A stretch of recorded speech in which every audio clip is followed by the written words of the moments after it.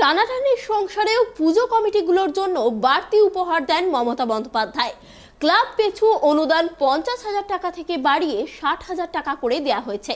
কিন্তু সরকারি এই অনুদান থেকে বঞ্চিত বারোকোন্ডা গ্রামের আদিবাসী পাড়ার মানুষেরা।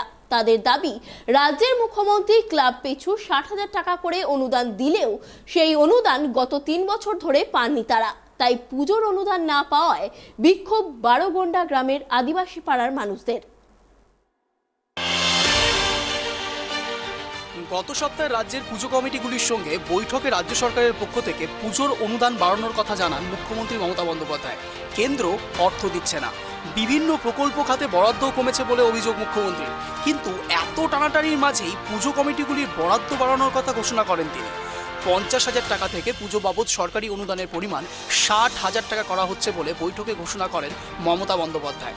কিন্তু সেই পুজো অনুদান না পাওয়ায় পঞ্চায়েত প্রধানকে ঘেরাও করে বিক্ষোভ দেখাতে থাকে বারোগোন্ডা গ্রামের আদিবাসী পাড়ার মানুষেরা। এদিন তারা তীর, ধনুক সহ তরোয়াল সাথে নিয়ে এসে বিক্ষোভ দেখাতে থাকে রায়গঞ্জ ব্লকের 13 নম্বর কমলাবাড়ি 1 নম্বর গ্রাম পঞ্চায়েতে।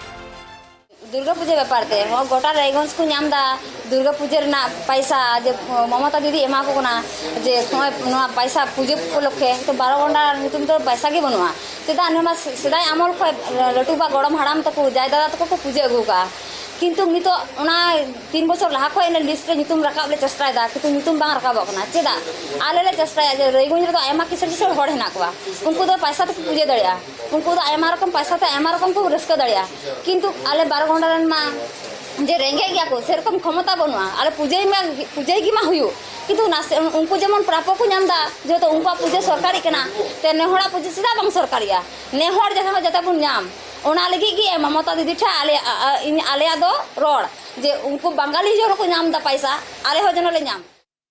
বারোগোন্ডার বাসিন্দাদের দাবি, রাজ্যের মুখ্যমন্ত্রী মমতা বন্দ্যোপাধ্যায় রাজ্যে প্রতিটি ক্লাবদের 60,000 টাকা করে অনুদান দিচ্ছেন, কিন্তু গত 3 বছর ধরে আমরা ওই অনুদান থেকে বঞ্চিত হচ্ছি।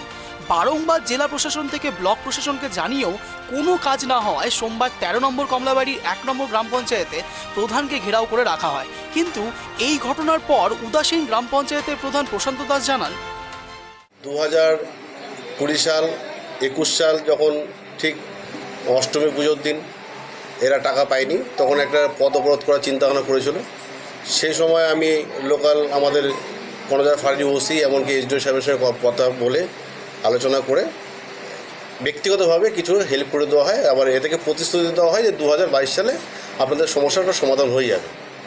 কিন্তু এই মুহূর্তে 2022 সাল আমি আমাদের বিডিও সাহেব বা এসডিও সাহেব বা আমাদের রায়গঞ্জ থানার আইসি সবার কাছে পাঠিয়েছি, কিন্তু এদের সমস্যার সমাধানটা হচ্ছে না। হ্যাঁ, প্রশাসনকে জানিয়েছি। সব রায়গঞ্জে বড় বড় ক্লাব আছে, এরা আদিবাসী বলে কি বঞ্চিত করছে? তাই তো ওনারা বলছে যে আদিবাসী, কিন্তু আমি প্রধান হিসেবে দায়িত্ব নিয়ে বলছি আমি 110% ওনাদের সাথে আছি, আমি চেষ্টা করছি, কিন্তু পারছি না, ব্যর্থ। রাজনীতির শিকার হচ্ছে না, রাজনীতির শিকার নয়। তাদের দাবি মানা না হলে আগামী বৃহত্তর আন্দোলনের পাশাপাশি বারোগোন্ডা আদিবাসী পাড়া পুজো না হলে রায়গঞ্জেও কোনো পুজো হতে দেবে না বলে হুমকি দিয়েছেন বারোগোন্ডা আদিবাসী পাড়ার বাসিন্দারা। তবে এবার প্রশ্ন সরাসরি প্রশান্ত দাসের ওপর, প্রতি বছর প্রতিশ্রুতির মানে কি দাঁড়ায়? বারবার একই রকম ঘটনার পুনরাবৃত্তি কি করে হয়? প্রতি বছর মুখ্যমন্ত্রী দেওয়া অনুদান কোথায় যায়? রায়গঞ্জ থেকে প্রসূন মৈত্রের রিপোর্ট, ট্রাইব টিভি।